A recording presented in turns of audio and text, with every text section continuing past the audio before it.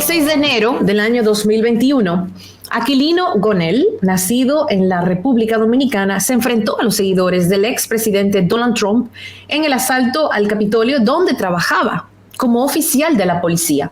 Por esta heroica labor fue reconocido a principios de este mes por el presidente Joe Biden, quien le entregó el segundo premio civil más alto de la nación al sargento Aquilino Gonell, convirtiéndolo en un orgullo para todos los dominicanos y la comunidad latina en los Estados Unidos. Vamos a darle la bienvenida a Esto No Tiene Nombre al sargento Aquilino Gonell. Qué honor recibirlo en este espacio. Bienvenido. Muchas gracias por tenerme en tu programa y buenas tardes. Muy buenas tardes, Aquilino. ¿Dónde nació aquí en Dominicana? En Los Limones de Guayubín. La provincia de Villa Elisa y Guayubín. Qué bien. ¿A qué edad emigró a Estados Unidos? A los 12 años. A los 12 años. Pequeño. O sea, usted aquí jugó pelota, se tiró por una yagua. Usted le sabe cómo le entra el agua al coco aquí a la historia. Exactamente, eso nunca se olvida. Eso nunca. ¿Y viajó directamente a Nueva York? Sí, señor. ¿Y qué tan difícil fue esa adaptación para usted, sargento? Es un poco difícil al principio porque sabe que uno no sabe el idioma, se le hace un poco más difícil y en esos tiempos cuando antes de emigrar, sabes que no sé si se acuerdan, el país de nosotros no se enfocaba mucho en enseñar inglés en la escuela, obviamente la llegada aquí fue una barrera, la transición fue una barrera para aprender todo eso de repente así. Ya. ¿Y cómo decide usted convertirse en policía allá en los Estados Unidos? ¿Qué lo motivó?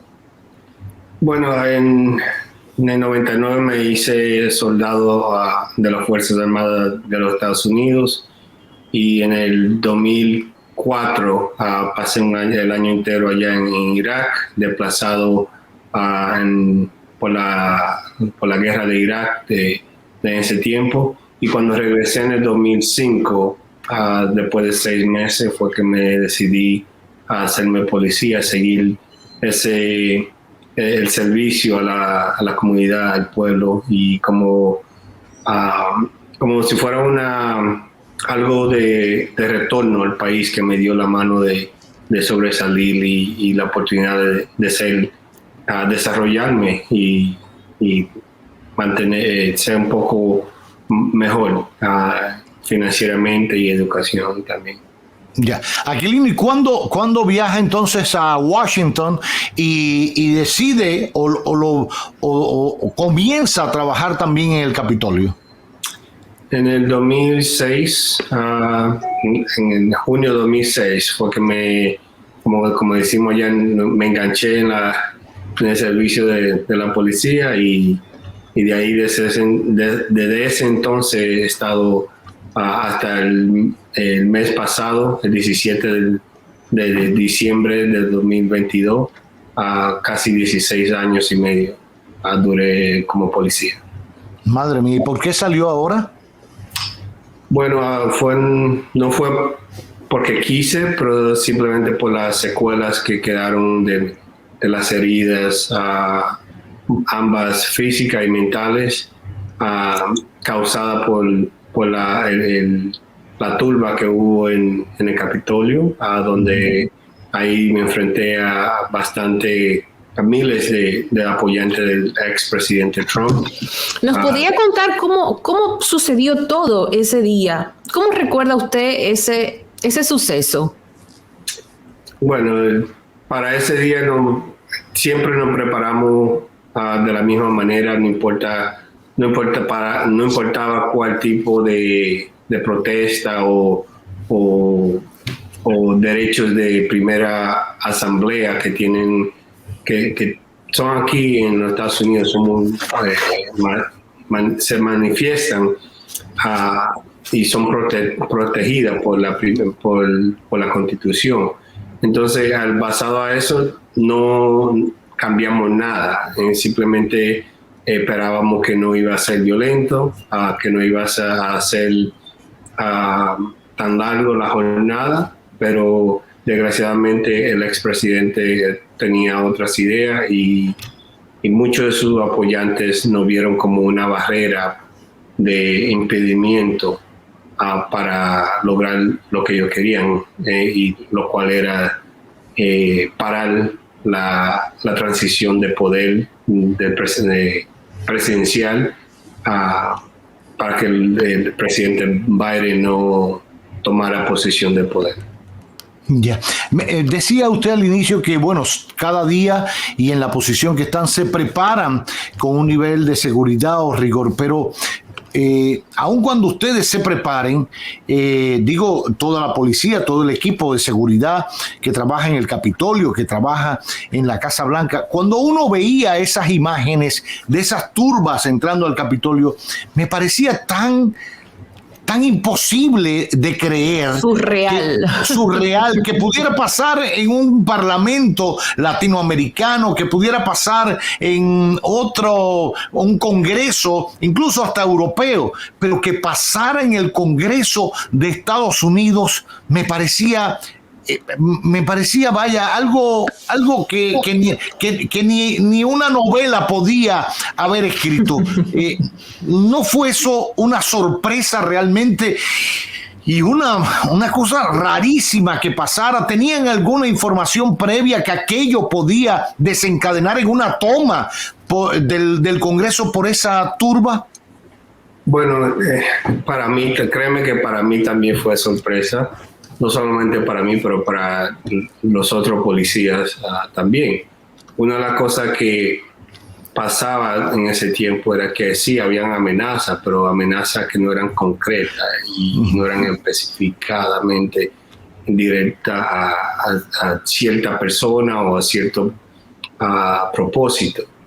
Pero ese día me sorprendió mucho, así mismo como tú dices, nunca esperaba que algo pasaría aquí en este país, principalmente 16 bloques, cuadras de la Casa Blanca, cuando normalmente el presidente, cuando pasa alguna tragedia así o una emergencia, trata de controlar o mandar la ayuda. Al contrario,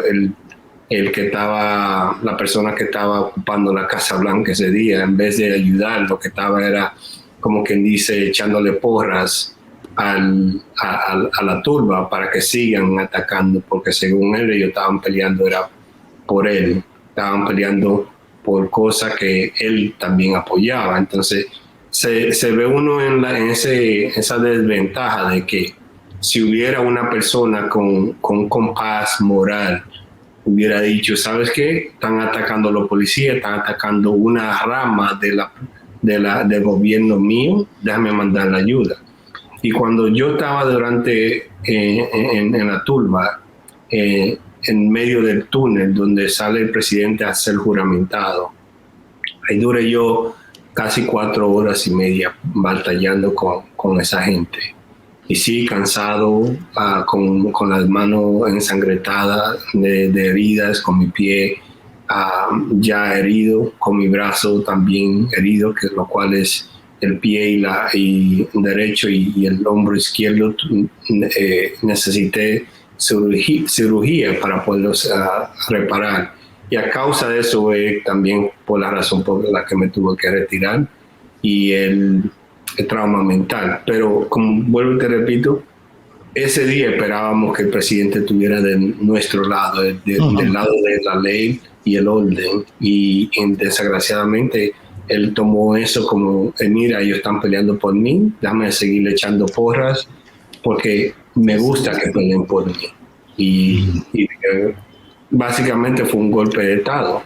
Así es. Pues yo durante el forcejeo en el túnel, yo mismo me pregunté, ¿dónde carajo está el presidente? Disculpa la palabra. ¿Por qué no mandan ayuda? ¿Dónde está el ejército? Son cosas que uno, como soldado que yo fui, yo esperaba que mi presidente o el presidente, sea quien sea, de qué partido era, no importa, para mí no me importaba, porque lo que yo estaba haciendo, no lo estaba haciendo por ser partidista, ni protegiendo a los demócratas ni a los republicanos. republicano, estaba protegiendo a las personas dentro del edificio, sin importarme su religión, credo o ideología política. Y eso es lo que muchas personas hoy en día no se dan cuenta, de que me ven a mí en la prensa y dicen, no, este partidista. No, simplemente quiero que se sepa la verdad y no importa, porque cuando Hillary Clinton perdió en el 2016, imagínate qué dirían ellos si los apoyantes de ella hubieran hecho lo mismo que hizo los apoyantes de él. Obviamente hubieran querido la cabeza de ella en una bandeja. Y las personas que hicieron eso, creo que lo querían también ser responsables bajo la ley.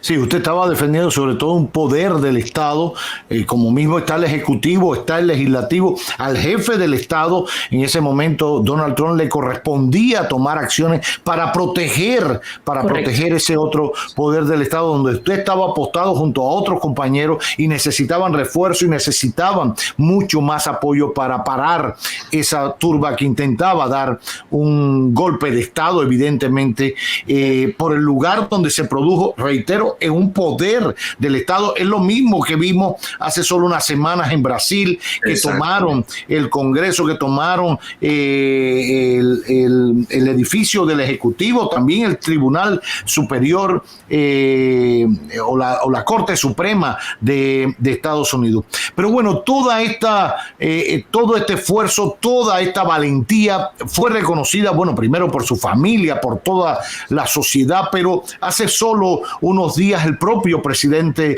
Biden le condecoró con el segundo premio civil más alto que tiene los Estados Unidos. También ha sido reconocido por el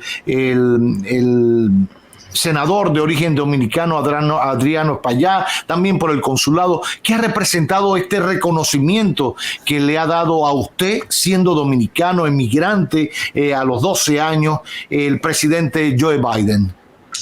Bueno, fue un honor y un elogio bien grande, se lo agradezco, pero como te estaba diciendo, lo que yo hice no lo hice por pensar, bueno, en 2 años después del evento, quizás me den una medalla. Simplemente hice mi trabajo, no esperaba más ni menos.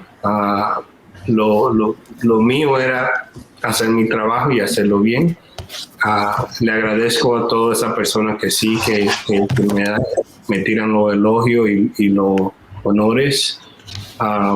Es bueno ser reconocido a mí, no solamente a mí, pero también a mis otros compañeros, porque bastante compañeros tengo o tenía que aún así se han quedado callados por X razones, pero eso no quiere decir que ellos tampoco no merecen los honores ni los elogios. Le agradezco mucho al presidente Biden por reconocer